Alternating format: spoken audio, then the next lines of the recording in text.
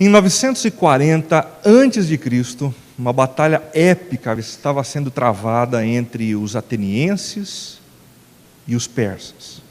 Os persas estavam enfurecidos e disseram aos atenienses: nós não apenas vamos vencê-los no campo de batalha, como também vamos acabar com os familiares de vocês. Depois de derrotá-los no campo de batalha, nós vamos partir para Atenas, vamos tomar as esposas de vocês, os filhos de vocês, e vamos acabar de uma vez por todas com a vida deles. Os atenienses sabiam do risco que corriam, e por isso disseram para suas esposas: se nós demorarmos mais do que 24 horas para retornar do campo de batalha, então acabem com a vida dos nossos filhos, vocês mesmos, e depois acabem com a vida de vocês. Não deixem que os persas façam isso. Eles são amedrontadores e farão horrores no meio de vocês. Os atenienses foram então para a batalha. Lutaram muito, e depois de vencerem aquela batalha, perceberam que quase 24 horas já haviam sido percorridas. A batalha demorou um pouco mais do que o necessário, do que eles previam. Então um oficial do exército pediu a um homem chamado Fidíades para que ele então saísse correndo em disparada até a cidade de Atenas para contar as boas notícias. Nós vencemos a batalha, vocês não precisam acabar com a vida de vocês.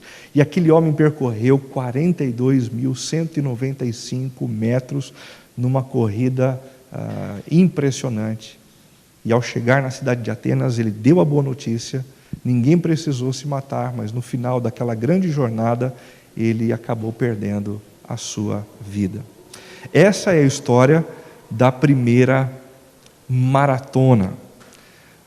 Prova essa que tem sido o pano de fundo da nossa conversa aqui sobre a maratona da vida. Por ser uma prova longa e requerer muita estratégia, a maratona tem sido usada como metáfora para a própria vida. Quem quer levar a sua vida de maneira bem vivida precisa ponderar a respeito dos objetivos, precisa ponderar a respeito da maneira como lida com as adversidades, precisa ter estratégia. A vida não pode ser simplesmente conduzida sem nenhum tipo de cuidado, sem nenhum tipo de preocupação. Mas o que de fato é a vida? Para Homero, a vida é uma aventura, é o que a gente percebe no livro escrito por ele, chamado A Odisseia, uma grande aventura. A gente não pode se arriscar em dizer que a gente sabe tudo sobre a vida. Sobre a vida a gente aprende todos os dias, à medida em que a gente caminha, à medida em que a gente avança, à medida em que a gente conhece outras pessoas, recebe outros conteúdos. A vida é uma grande aventura. Para Homero também a vida é uma grande e emocionante batalha. Uma batalha está sendo travada. Todos nós aqui temos as nossas lutas, as nossas dificuldades, e com elas lutamos o tempo todo. Para Homero, a vida é uma aventura exploradora e também uma emocionante batalha. Mas isso não encerra a pergunta sobre o significado da vida, sobre o sentido da nossa existência. É exatamente por isso que a gente tem procurado conversar a partir da vida de um homem mencionado na Bíblia, cuja vida era muito incrível, muito fascinante, muito inspiradora. A vida desse homem, o nome desse homem é Jeremias. Jeremias é o personagem profético sobre o qual nós mais temos informações em toda a Bíblia. E a vida dele é muito mais significativa do que o seu próprio ensino. Numa sociedade assim, bastante voltada para a performance, isso é um grande contrassenso, né? Muito mais importante do que o sucesso dele, muito mais importante do que as realizações dele, é o legado da sua própria vida, a maneira como ele lutou bravamente com as intempéries, os problemas, as crises, e permaneceu firme em todos os momentos. Quando Jesus perguntou aos discípulos quem o povo afirmava ser ele, Jeremias foi um dos nomes mencionados. A vida de Jesus era uma vida muito bem vivida e muito bonita. Quando perguntaram, Quem é Jesus? Alguns disseram, Jesus é como Jeremias, alguém que viveu a vida de uma forma muito bonita. Essa história da vida bonita de Jeremias começou quando Deus foi até ele, em meio a uma crise muito pessoal, muito profunda, e lhe fez uma pergunta arrebatadora. Que pergunta é essa? Se você correu com homens e eles o cansaram, como poderá competir com cavalos? Se você tropeça em terreno seguro, o que fará nos matagais junto ao Jordão? Essa é a pergunta que arrebatou Jeremias da sua mediocridade, da sua vida vivida de maneira acanhada, tímida, para que então ele vivesse uma vida realmente significativa, inspiradora e que servisse de modelo para outros. Traduzindo, a vida é difícil, Jeremias. Você irá desistir diante da primeira onda de oposição, irá desanimar diante dos primeiros problemas no caminho. O que fará quando a verdadeira corrida começar? O que você realmente deseja, Jeremias? Quer arrastar-se acompanhando a multidão ou almeja correr com cavalos? Jeremias nunca respondeu a essa pergunta feita por Deus de maneira objetiva. A minha opção é essa, Senhor. A resposta foi com a própria vida. Foi com a mudança das suas atitudes, foi com a mudança do seu comportamento e com uma postura realmente encorajadora de enfrentar as adversidades. Domingo passado nós conversamos um pouquinho sobre o senso de propósito na vida. O senso de propósito. A descoberta do sentido da vida requer mais do que um teste de aptidão. Se a gente quer descobrir a razão pela qual nós existimos, não basta que a gente faça um teste de aptidão profissional. A gente não descobre o sentido da vida fazendo um teste assim. É necessário conhecer o que aconteceu antes de sermos quem somos. E isso acontece quando a gente, por exemplo, conversa com um historiador. O historiador, para perceber o sentido do presente, olha para o passado. Isso acontece também quando alguém procura um psicólogo, tentando entender algumas reações e sentimentos do presente. Ele logo se volta para o passado para tentar entender o que aconteceu antes, a fim de que os sentimentos e posturas do presente sejam justificados. O mesmo acontece com Jeremias. Só que o texto bíblico nos leva a entender o que aconteceu muito antes da história contada, muito antes da história recente. O texto bíblico nos leva a perceber que Deus, antes da fundação do mundo, havia sonhado com esse homem chamado Jeremias, e antes dele ter nascido, ele havia sido dado por Deus como profeta às nações. A gente precisa descobrir o sentido da nossa vida voltando os nossos olhos para o Criador, voltando os nossos olhos para aquele que nos conhece, para aquele que nos fez. Segundo a Bíblia, nascemos para nos relacionar com Deus, com o Deus que nos criou, para glorificá-lo em tudo o que fazemos e para servir uns aos outros. Esse é o resumo da mensagem do domingo passado. Qual é o sentido da vida? O sentido da vida, segundo as Escrituras, é conhecer a Deus e nos relacionarmos com Ele, a fonte de toda a vida, o glorificarmos em todas as coisas que fazemos e gastarmos todos os nossos dias servindo as outras pessoas. Quem vive dessa forma encontra com a sua razão de existir. Se conecta com aquilo que é maior do que os seus próprios sentimentos, do que os seus próprios sonhos mesquinhos. A vida da gente enobrece à medida em que a gente vive dessa forma, dessa maneira. Este propósito de Deus tem sido duramente sufocado pela cultura autônoma, hedonista e autocentrada do nosso tempo. É exatamente por isso que hoje a gente vai conversar sobre o poder de superação. O poder de superação de tudo quanto nos impede de viver a plenitude dos propósitos de Deus para a vida da gente. Falando em poder de superação, eu encontrei um blog essa semana chamado Corrida de Rua, que nos conta algumas experiências muito interessantes de superação no mundo das maratonas. A paixão por correr, diz o blog, faz com que os corredores busquem forças extrafísicas para vencer os seus próprios limites e cruzar a linha de chegada. Não é isso que a gente percebe em muitas maratonas? Se você é alguém que já se aventurou, você sabe muito bem na prática o quanto é desgastante.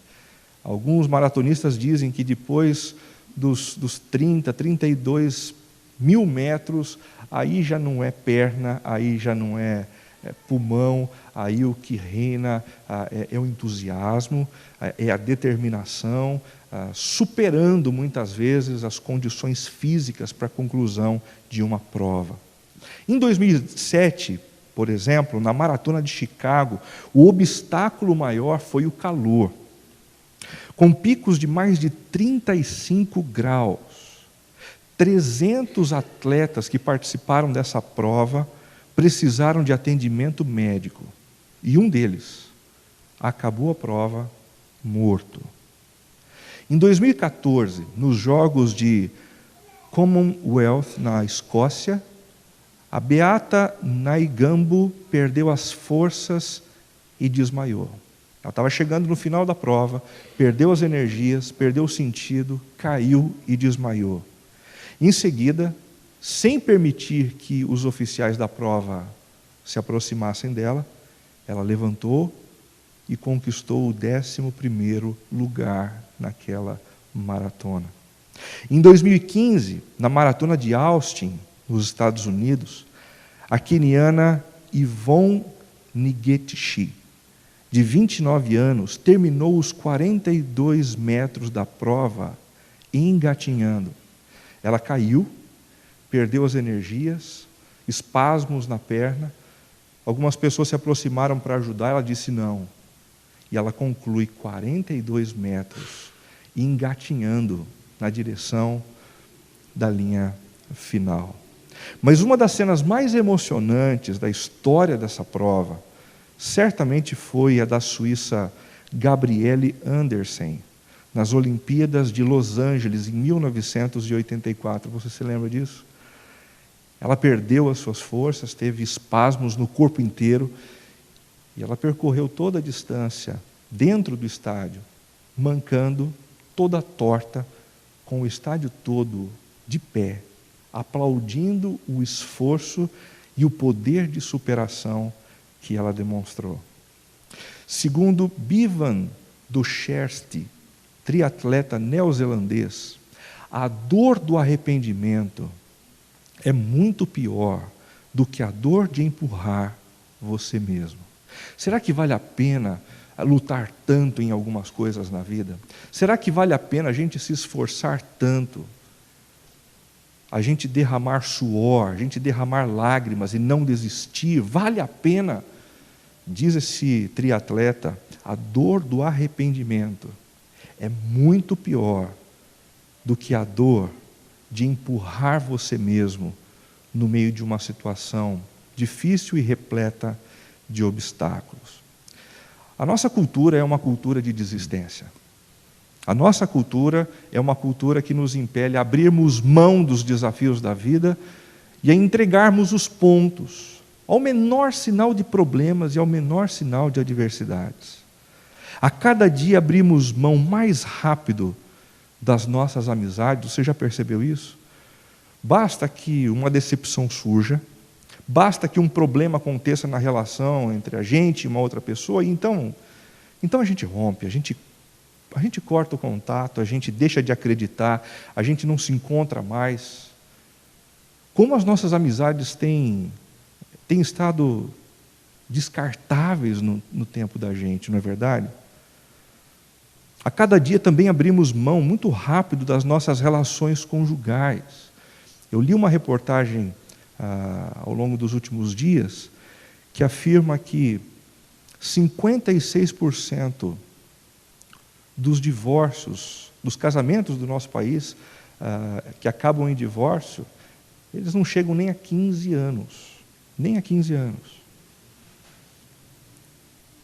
De 1 a 4 anos, 19% dos casamentos acabam. Ou seja, ao primeiro sinal de adversidade, ao primeiro sinal de problema, ao primeiro sinal de que existe algo a ser superado, as pessoas desistem. E desistem muito rapidamente. Existe muita gente também desistindo e abrindo mão rapidamente da educação dos seus filhos. Pode parecer uma afirmação meio forte, chocante, mas é isso que tem acontecido. Não que os pais desistam de ter os filhos, abrindo mão deles, mas desistem de educá-los. Chegam à conclusão de que não dão conta, de que não têm forças, de que não têm recursos, então deixam o filho a Deus dará. A sorte do seu comportamento, a sorte da sua personalidade e assim por diante. Existem muitas pessoas que também abrem mão da quitação das suas dívidas. Tentaram uma vez, tentaram duas, tentaram três, quer saber de uma coisa? Eu não vou mais lutar contra esse problema, não vou mais lutar. E por não lutarem mais, acabam se endividando cada vez mais e tornando a vida cada vez mais difícil, mais amarga. Também do desenvolvimento espiritual. Tem gente que começou bem intencionado. Eu vou lutar, eu vou tentar me aproximar do Senhor, eu vou tentar ler a Bíblia até o fim. Mas aí surgem outras novidades, surgem outras propostas, surgem outros caminhos, então o interesse original vai sendo deixado de lado e então a gente não conclui o que a gente começou. Tudo isso tem gerado gente cada vez mais imatura, gente que envelhece conforme o RG, mas que nunca se torna gente mais madura, mais robusta, mais forte emocionalmente. É exatamente isso que tem sido chamado nos nossos dias de adultescência. Muita gente com seus 35, 40, 50 anos, adultos, mas vivendo como adolescentes, sem maturidade emocional, sem maturidade intelectual, sem maturidade espiritual. O texto de Jeremias, na continuação do que nós vimos semana passada, nos ajuda a conversar sobre a superação de obstáculos, sobre o enfrentamento de dificuldades ao longo da vida. Preste atenção na leitura do texto. As palavras de Jeremias, filho de Ilquias, um dos sacerdotes de Anatote, no território de Benjamim. A palavra do Senhor veio a ele no 13º ano do reinado de Josias, filho de Amon, rei de Judá. E durante o reinado de Joaquim, filho de Josias, rei de Judá, até o 5º mês do 11º ano de Zedequias, filho de Josias, rei de Judá, quando os habitantes de Jerusalém foram levados para o exílio, a palavra do Senhor veio a mim dizendo: antes de formá-lo no ventre eu o escolhi. Antes de você nascer eu o separei e o designei profeta às nações. Mas eu disse: soberano Senhor, eu não sei falar, pois ainda sou muito jovem. O Senhor, porém, me disse: não diga que é muito jovem. A todos a quem eu o enviar, você irá e dirá tudo o que eu ordenar. Não tenha medo deles, pois eu estou com você para protegê-lo, diz o Senhor. O Senhor estendeu a mão, tocou a minha boca e disse-me: agora ponho em sua boca as minhas palavras. Veja, eu hoje dou a você autoridade sobre as nações e reinos para arrancar, despedaçar, arruinar e destruir, para edificar e plantar. E a palavra do Senhor veio a mim. O que você vê, Jeremias? Vejo o ramo de uma amendoeira, respondi. O Senhor me disse: você viu bem, pois estou vigiando para que a minha palavra se cumpra. A palavra do Senhor veio a mim pela 2ª vez, dizendo: o que você vê? E eu respondi: vejo uma panela fervendo. Ela está inclinada do norte para cá. O Senhor me disse: do norte se derramará a desgraça sobre todos os habitantes desta terra. Estou convocando todos os povos dos reinos do norte, diz o Senhor. Cada um virá e colocará o seu trono diante das portas de Jerusalém. Virão contra todas as muralhas que a cercam e contra todas as cidades de Judá. Pronunciarei a minha sentença contra o meu povo por todas as suas maldades, porque me abandonaram, queimaram incenso a outros deuses e adoraram deuses que as suas mãos fizeram.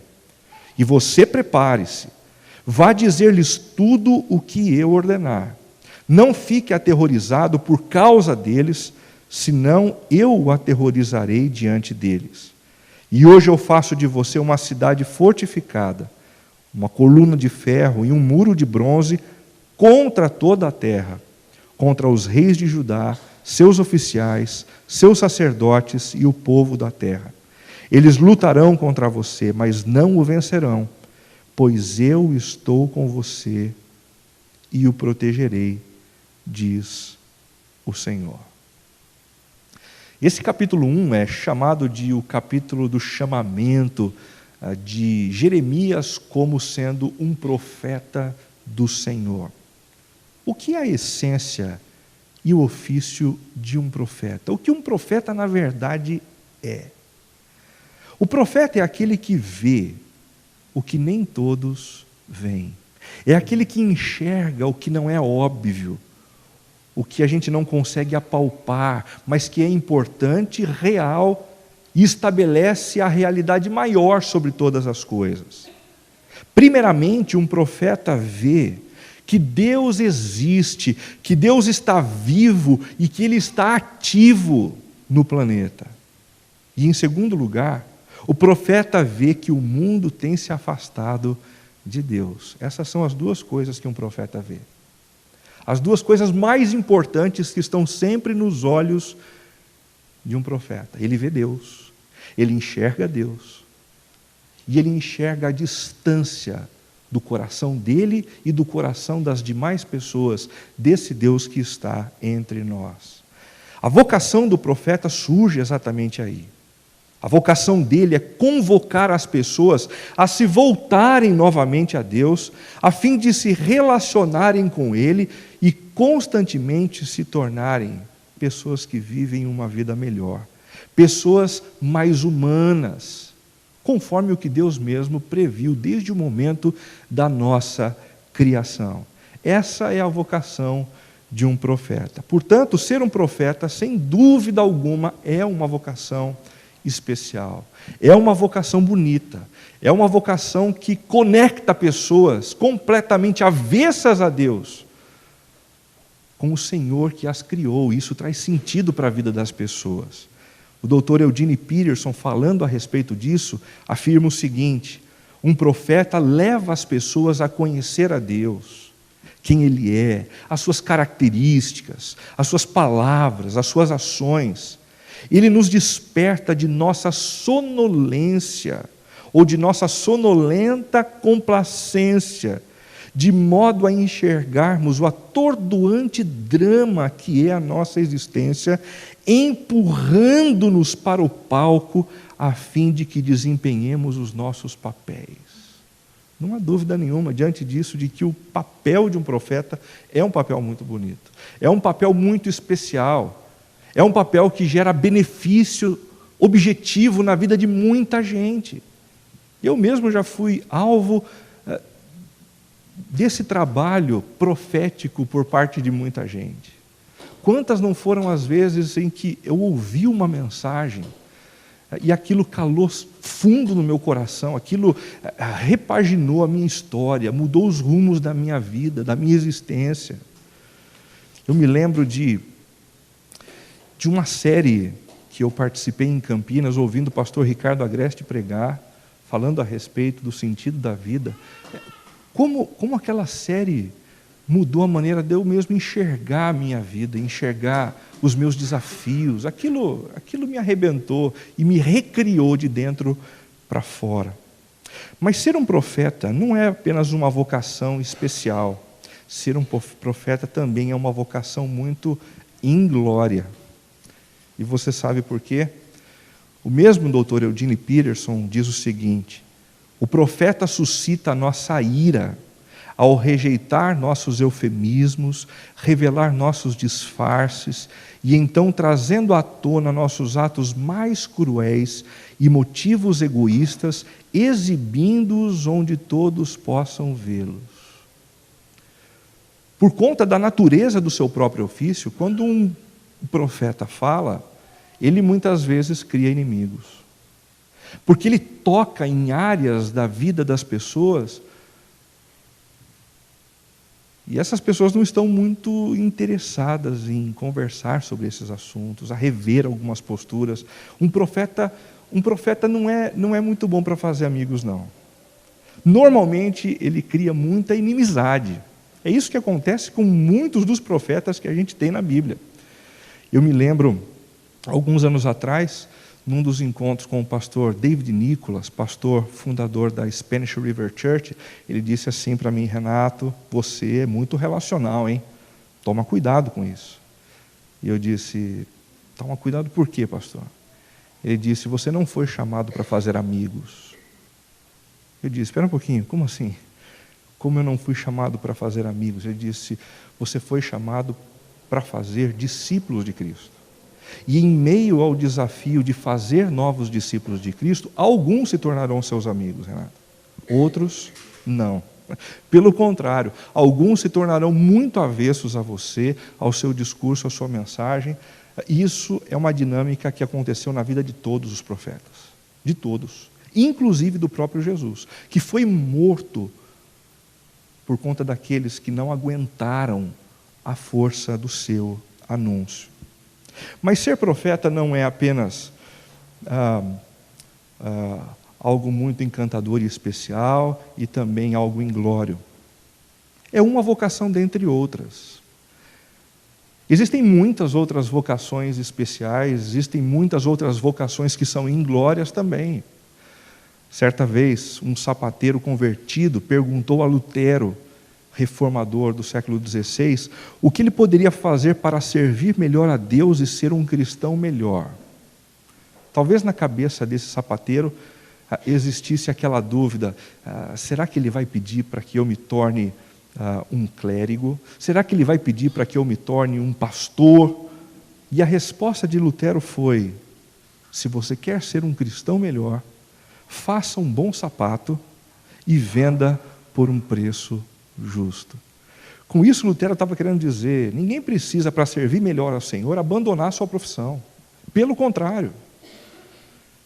Um pastor norte-americano chamado Paul Stevens disse algo muito especial que me foi lembrado alguns dias atrás pelo pastor Binho.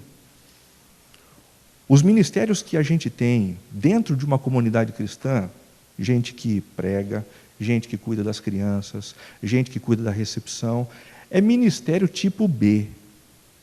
Não são os ministérios mais importantes, não são os ministérios mais distintivos, não. Os mais importantes e distintivos são aqueles desempenhados lá fora, de segunda a sábado, no enfrentamento das forças anti-reino de Deus, no compartilhar da fé em Jesus de maneira muito clara com pessoas que precisam ouvir a respeito do perdão oferecido por Cristo.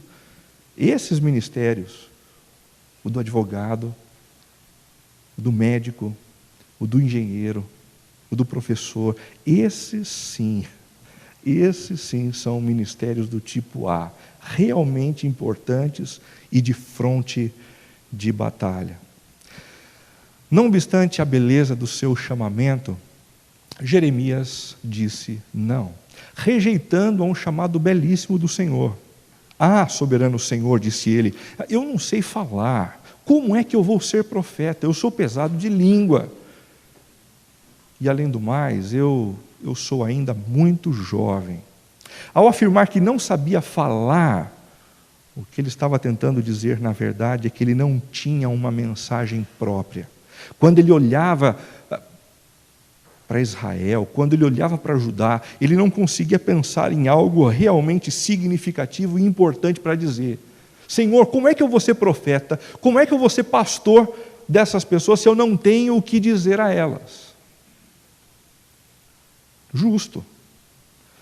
Ele também diz: Sou muito jovem, eu não tenho experiência. Essa mesma palavra jovem aparece num outro lugar do Antigo Testamento, referindo-se ao momento em que alguém se torna apto ao serviço militar, ou seja, algo em torno de 18 e 20 anos, segundo a cultura judaica. 18 e 20 anos, sendo chamado por Deus para trabalhar como um profeta, como boca de Deus, confrontando as máscaras das pessoas que estavam vivendo enganadas pelos seus próprios sentimentos e desejos, para confrontar pessoas que estavam vivendo em plena idolatria, um trabalho complicado, um trabalho muito difícil. Eu não tenho o que dizer e eu não tenho experiência, Senhor. Mas na própria palavra de rejeição de Jeremias, há um detalhe que ele mesmo não considerou. O fato de que o Senhor dele era soberano. E por ser soberano, o Senhor sabia dessas duas coisas. O seu Deus sabia que ele não tinha o que dizer, ele não tinha uma mensagem própria, que ele não tinha experiência, mas o Senhor soberano providenciaria tudo isso. O que isso tem a ver com a gente? Muitos de nós nos encontramos em algumas situações na vida em que a gente diz assim: Deus, por que é que o Senhor permitiu uma situação como essa? Por que o Senhor permitiu uma enrascada tão grande? Por que tantos inimigos? Eu não tenho recurso para sair dessa. Eu não tenho experiência, eu não tenho know-how para enfrentar o que eu estou enfrentando nos últimos meses da minha vida, Senhor. E a resposta diante dessa própria palavra é: o Senhor sabe disso. Ele sabe que em alguns momentos Ele nos coloca e permite situações sobre as quais a gente não tem poder algum, ingerência algum. Ele sabe disso. Não é novidade para Ele, Ele é soberano. Mas Ele permitiu porque Ele deseja que nessas condições a gente experimente a força que vem dEle, o poder que vem dEle, a graça que vem dEle, e que é absolutamente suficiente para nos fazer enfrentar essas situações e prevalecer em meio a tantas adversidades, em meio a tantas dores. O que é que Deus nos ensina sobre o poder da superação nesse texto que a gente acabou de ler? 3 lições muito simples. A primeira delas, que o poder de superação requer disposição de abrir mão das nossas desculpas variadas. Se eu quero superar as adversidades na vida, se eu quero superar os problemas, eu preciso começar a abrir mão das minhas desculpas. Das minhas desculpas. Ah, soberano, eu não sei falar, pois eu sou muito jovem. O Senhor, porém, disse: não diga isso. Não diga isso, Jeremias. Não diga que é muito jovem. A todos a quem eu o enviar, você irá e dirá tudo o que eu ordenar. Vocês conhecem aquela máxima que diz que Deus não chama os capacitados, Deus não chama aqueles que têm todos os recursos, mas Ele capacita os chamados, Ele fornece recursos àqueles a quem Ele chamou. E, curiosamente, Deus tem o hábito de chamar as coisas mais absurdas e usar as pessoas mais absurdas dentro do reino dEle para envergonhar aqueles que são sábios, cultos e poderosos. Quando alguém completamente simples faz algo grandioso para a glória de Deus, fica evidente que o poder não veio da pessoa. Fica evidente que o poder veio do Senhor, veio do próprio Deus. Quais as principais desculpas que a gente arruma para acabar não cumprindo com a nossa vocação? A primeira delas: Senhor, eu não tenho nenhuma habilidade. Eu não consigo lidar com essa crise conjugal, não. Eu não consigo educar o meu filho. Senhor, o Senhor me colocou nessa, nem estava nos meus planos. Eu não tenho habilidade. Eu não tenho recursos. Eu já fiz de tudo que poderia ter feito. Essa é uma outra maneira da gente se desculpar. Eu já fiz de tudo. De tudo mesmo. Você já fez de tudo para salvar o seu relacionamento? Você já fez de tudo para tentar reatar aquela amizade que foi perdida há algum tempo atrás? Você já fez de tudo para tentar manter a paz no seu ambiente de trabalho? De tudo, é isso mesmo? Terceira desculpa: eu nunca sou valorizado como deveria. Ah, você não é valorizado como deveria? Enquanto você correr atrás da sua valorização, você vai estar correndo no contrafluxo do sentido da sua própria vida. Jesus nunca nos chamou para exercermos um trabalho e nele encontrarmos os elogios que nos colocam para cima. O nome que deve ser glorificado é o nome de Jesus. O nome que importa ser tornado grande é o nome do Senhor. E como disse João Batista certa vez, importa que ele cresça e que eu diminua. Eu preciso de uma confirmação especial para fazer algo especial para Deus, para poder continuar lutando e enfrentando os obstáculos que eu tenho pela minha frente. Eu preciso de uma revelação especial. Você precisa que um galho caia de uma árvore para ter certeza de que Deus quer que você lute pelo seu relacionamento? Você precisa que um anjo apareça na sua frente para que então você volte a recuperar as energias para lutar pela educação do seu filho? Você realmente precisa disso? São desculpas, são coisas que a gente diz simplesmente para justificar o nosso desejo de desistir, de parar. Eu ando ocupado demais para o exercício da sua vocação.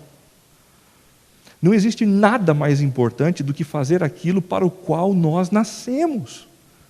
Se nós estamos ocupados para o exercício da vocação, nós estamos muito longe daquilo que nos foi proposto pelo próprio Criador. Em segundo lugar, Deus nos ensina sobre o poder de superação, que Ele requer coragem para enfrentar os nossos temores mais profundos. Você quer continuar superando os seus problemas? Você quer se potencializar nessa direção? Você vai ter que enfrentar alguns dos seus medos. E como a gente tem medo, né? Dentro da gente, já disse um teólogo antigo, existem muitas vozes. Muitas vozes que nos desencorajam o tempo todo, que dizem que a gente não vai dar conta, que a gente precisa escolher um outro caminho, um caminho mais fácil, um caminho mais leve. Não tenha medo deles, disse o Senhor, pois eu estou com você para protegê-lo. O Senhor estendeu a mão, tocou a minha boca e disse-me: agora ponho em sua boca as minhas palavras. Não tenha medo. Quais são os principais temores a serem enfrentados no cumprimento das nossas vocações? Deixa eu tentar arriscar alguns desses temores. O primeiro deles, o temor dos nossos pais. Nós não estamos falando de adolescentes, não. Estamos falando de adultos. Mas muitos de nós não superamos o temor dos nossos pais. E a gente vive com eles, ou debaixo da sombra deles o tempo todo. O que é que eles vão pensar dos meus atos? O que é que eles vão pensar das minhas ações?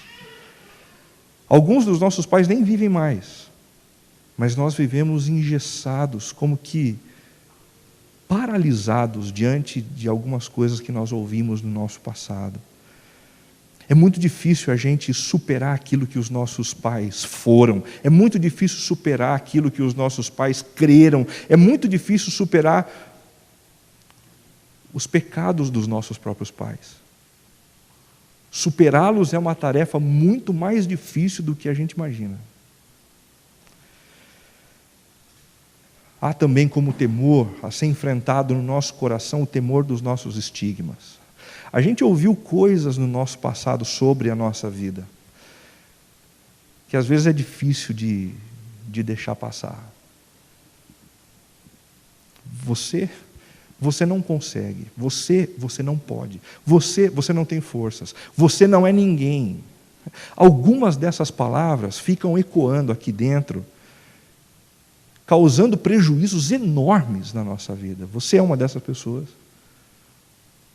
Algumas dessas palavras têm te encerrado no presente, impedindo que você continue avançando. Há também o temor dos nossos fracassos. É duro demais quando a gente fracassa uma vez. Aí quando a gente aparece diante de uma mesma possibilidade, a gente teme, porque como é que eu vou viver com esse scout de 2 fracassos na mesma área? Já me separei uma vez, como é que eu vou entrar numa nova relação conjugal? Que loucura! E se eu fracassar novamente? Eu vou conseguir lidar com isso? A gente também precisa lidar com o temor dos nossos inimigos. Com o temor dos nossos inimigos. Muita gente aqui já foi prejudicada e duramente prejudicada por outras pessoas. Eu fui duramente prejudicado por algumas pessoas em 2014. Algumas pessoas que foram para a internet e colocaram algumas bobagens sobre mim. E eu olhava para aquilo tudo e falava, meu Deus, da onde vem tanto ânimo, da onde vem tanta animosidade para alguém escrever isso? Então a gente, sempre que vai encontrando outras pessoas parecidas, a gente começa a temer. E a gente começa a ter dificuldade de confiar. A gente começa a ter dificuldade de contar da nossa vida, a se abrir. O temor das nossas fraquezas. Todos nós temos fraquezas e precisamos lidar com elas, mas o fato de não conseguirmos muitas vezes superá-las ou neutralizar o poder dessas fraquezas faz com que a gente tema demais. E aí a gente vive com medo. Medo do que disseram os nossos pais, medo dos nossos estigmas, medo dos nossos fracassos, inimigos e fraquezas. Se a gente quer ter poder de superação, o próprio Deus diz, nós precisamos superar também. E antes, temos que lidar com os nossos medos. Em terceiro e último lugar, o que Deus nos orienta sobre o poder de superação, que ele requer determinação para fazer tudo o que é necessário fazer. Para fazer tudo o que é necessário fazer. Veja, diz o Senhor, eu hoje dou a você autoridade sobre as nações e reinos para arrancar, despedaçar, arruinar e destruir, para edificar e plantar. Perceba que em todos esses imperativos dados por Deus, 6 deles, 4 são negativos e apenas 2 são positivos. Edificar e plantar é positivo, mas os outros 4 são negativos. O que isso nos mostra? Que no cumprimento da nossa vocação, nem sempre a gente faz aquilo que é mais fácil. Nem sempre a gente tem que fazer aquilo que é mais simples. Nem sempre a gente vai estar fazendo aquilo que é mais gostoso e dá mais prazer. Às vezes a gente tem que encarar o que é indigesto. O que é duro para a gente fazer. O que cansa, o que pesa pra caramba. Que providências você precisa tomar para servir melhor a Deus em sua vida afetiva? Você tem que tomar algumas decisões, algumas não são fáceis, viu? Se você quer crescer na sua vida afetiva, nem todas as decisões são fáceis, algumas são difíceis. Talvez a primeira delas seja reconhecer que você tem um problema emocional e você precisa caminhar com um psicólogo. Talvez você precise reconhecer que você tem uma tendência a ser descartável. E à medida em que alguém pisa na bola, você rompe imediatamente, você precisa lidar com isso. Se arrependendo diante de Deus e indo até essas pessoas para dizer, olha, perdão pelo que eu fiz contigo.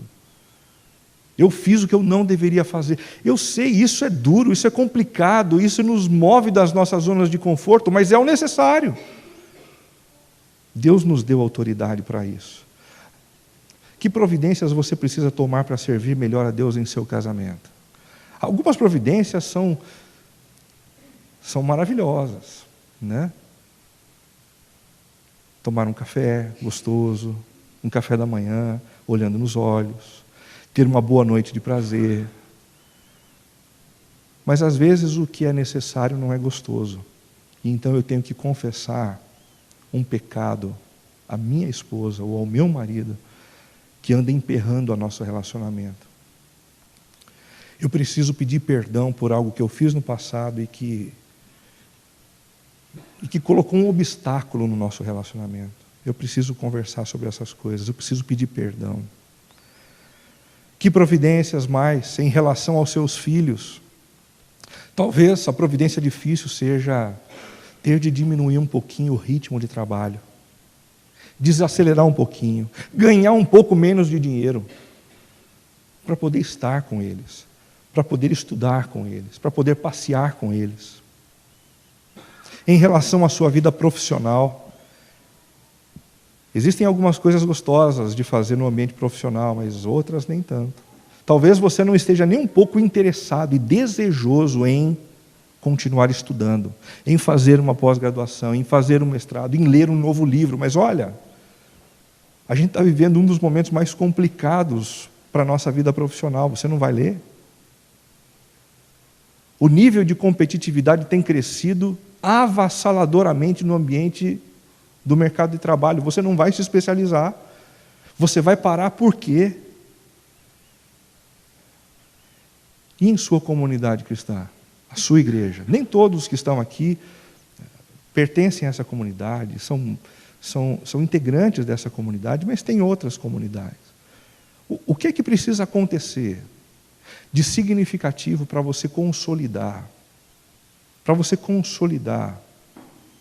a sua relação com a comunidade, para você servir melhor ao seu Deus nesse ambiente comunitário? Talvez algumas decisões que você precise tomar não são decisões tão simples. Vão ser decisões que vão mexer, por exemplo, no seu orgulho, são decisões que vão mexer, por exemplo, no seu egoísmo, são decisões que vão mexer na sua própria avareza. Mas elas são necessárias, elas são importantes, e o Senhor nos deu autoridade para darmos esses passos. Como Deus consolidou o poder de superação na vida de Neemias? No final do capítulo 1, Deus oferece 2 visões para Jeremias, a fim de que essas 2 visões servissem como um verdadeiro suporte para a superação constante das adversidades. Em primeiro lugar, a visão do ramo da amendoeira. Vejam comigo os versos 11 e 12. E a palavra do Senhor veio a mim. O que você vê, Jeremias? Vejo o ramo de uma amendoeira, respondi. O Senhor me disse, você viu bem, pois estou vigiando para que a minha palavra se cumpra. Estou vigiando para que a minha palavra se cumpra. A gente precisa entender melhor essa visão para tirar proveito dela também, não é verdade? A amendoeira é uma das primeiras árvores a florescer em toda a região da Palestina. Quando ainda a terra sofre o poder das geadas do inverno, as amendoeiras começam gradativamente a florescer, antes mesmo que as suas folhas cresçam. E isso faz com que uma paisagem muito bonita anteceda a primavera. A paisagem branca das amendoeiras que prenunciam a chegada da primavera. Da mesma forma, ou dessa forma, o Senhor procurou lembrar Jeremias. Todas as vezes em que você vir essa paisagem, lembre-se, as minhas promessas serão cumpridas na sua vida. Nunca vai faltar palavra para você, profeta. Nunca vai faltar palavra para você. Eu sempre darei para você os recursos que você necessita. E isso nos ensina uma coisa muito importante. Deus não prometeu a Jeremias sucesso. O que ele prometeu foram recursos. A mesma coisa para a gente. Deus não prometeu a mim e a você sucesso. Deus não prometeu a mim e a você visibilidade. Deus não prometeu a mim e a você grana. O que Ele prometeu foram recursos. E isso não vai faltar nunca. Nunca. Seja qual for a situação na qual você se encontre hoje, saiba disso. Assim como as estações do ano passam uma sobre a outra, os recursos do Senhor não faltarão sobre a sua vida. Nunca, nunca. Recursos emocionais, recursos de fé, recursos de sustento, recursos de proteção, recursos para lidar com frustrações. Nunca faltarão recursos de Deus, é o que diz essa visão. Dessa forma, o Senhor nutriria o coração do seu servo Jeremias com esperança em meio à desesperança. Qual é a situação na qual você se encontra que aguça um senso de desesperança? Existe algo que te preocupa no futuro, existe algo que te preocupa no presente e que te dá uma sensação de desconforto. Essa visão vem para te trazer esperança. Assim como as estações do ano vêm e vão, as minhas palavras permanecerão fiéis e os meus recursos sempre estarão disponíveis a você quando você passar por problemas e carecer delas.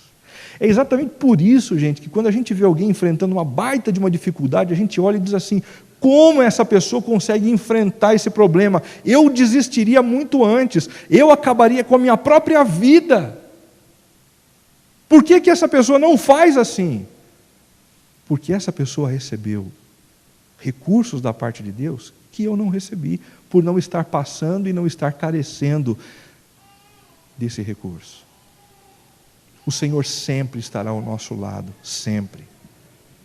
A segunda visão dada por Deus a Jeremias é a visão da panela fervente, da panela de água fervente.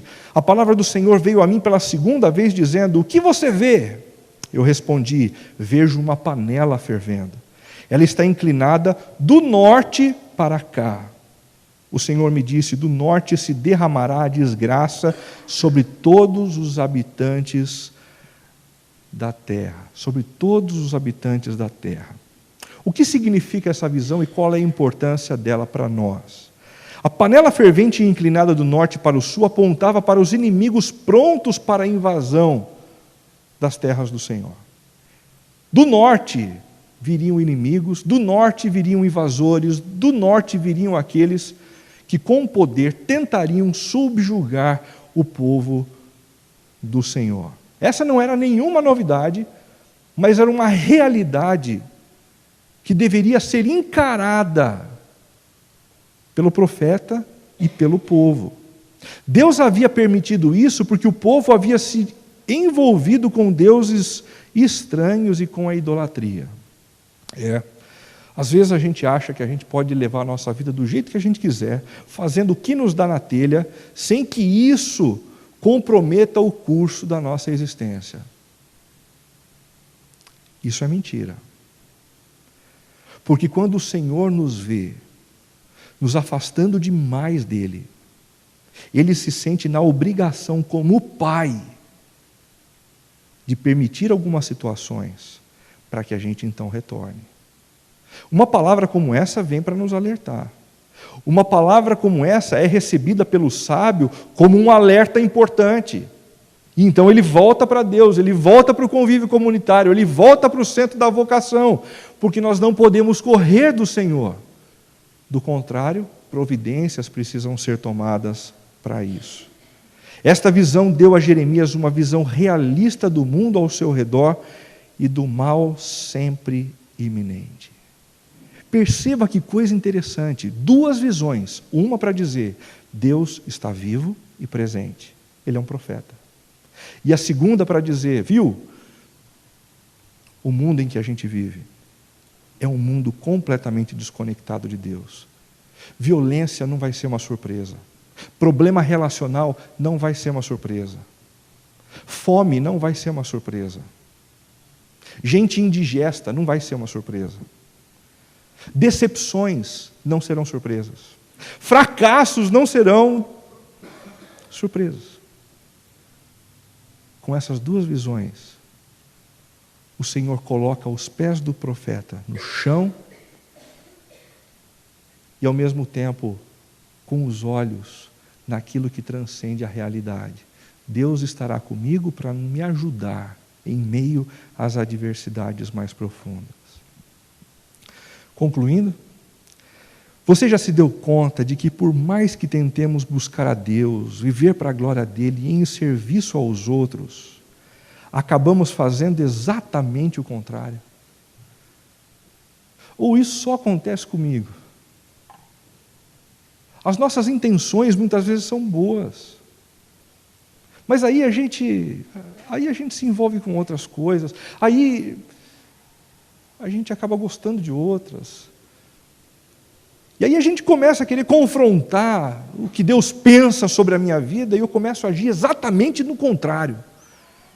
Isso só acontece comigo? Você já se deu conta de que somente Jesus foi capaz de viver em plena comunhão com o Pai, se relacionando com Ele, vivendo para a glória dEle e servindo aos outros, como eu não consigo servir, como você não consegue servir? Você já percebeu isso na vida de Jesus?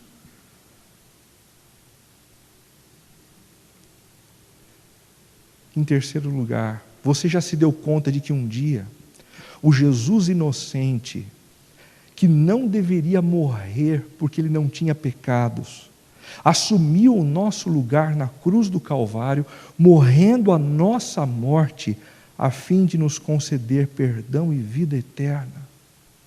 O que me constrange quando eu olho para a cruz de Jesus, não é o fato de um homem ter morrido. Muita gente morre o tempo todo. O que me constrange ao olhar para a cruz de Jesus é que quem morreu naquele lugar não deveria ter morrido ali. Ele não tinha motivos para ser morto ali. Ele tinha plena intimidade com o Pai. Ele viveu todos os seus dias para a glória do Pai. E ele servia as pessoas como se isso fosse o próprio oxigênio para ele viver. Mas ele morreu naquele lugar por mim. Ele morreu naquele lugar por você. E foi exatamente aquele sacrifício que trouxe o perdão que está hoje disponível a mim e a você. Por último, você já se deu conta de que o poder de superação, do qual tanto necessitamos, só pode vir de Jesus, aquele que superou o maior de todos os obstáculos. Jesus foi o único que superou a própria morte. E se tem alguém que tem poder suficiente para nos levar a superar a adversidade que temos enfrentado, esse alguém é Jesus. Não existe nenhum problema ou nenhum obstáculo pelo qual nós passemos que Jesus não tenha força ou graça suficiente para nos dar, a fim de que nós enfrentemos essa situação. Busque esse poder aos pés de Jesus. Busque esse poder aos pés de Jesus. Busque esse poder aos pés de Jesus. Vamos fazer isso agora? Feche os teus olhos.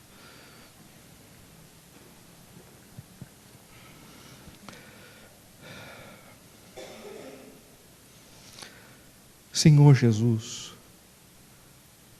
nós precisamos muito da Tua força, nós precisamos muito do Teu poder. Muitas são as adversidades que tentam nos fazer desistir.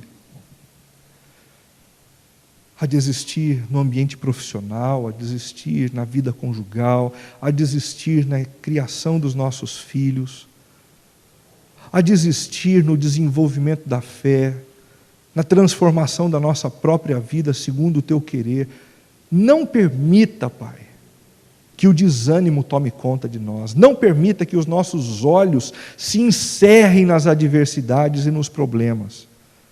Nós queremos nos alimentar da graça que emana da cruz de Cristo, do poder da superação da própria morte, que nos coloca de pé, que reanima a nossa fé, a nossa esperança. Faz isso, ó Deus, para a honra e para a glória do Teu nome.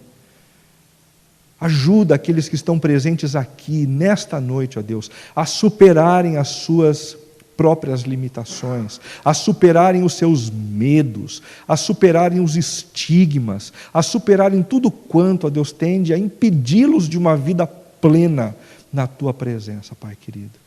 Nós clamamos assim, pelo nome santo e amável de Jesus. Amém.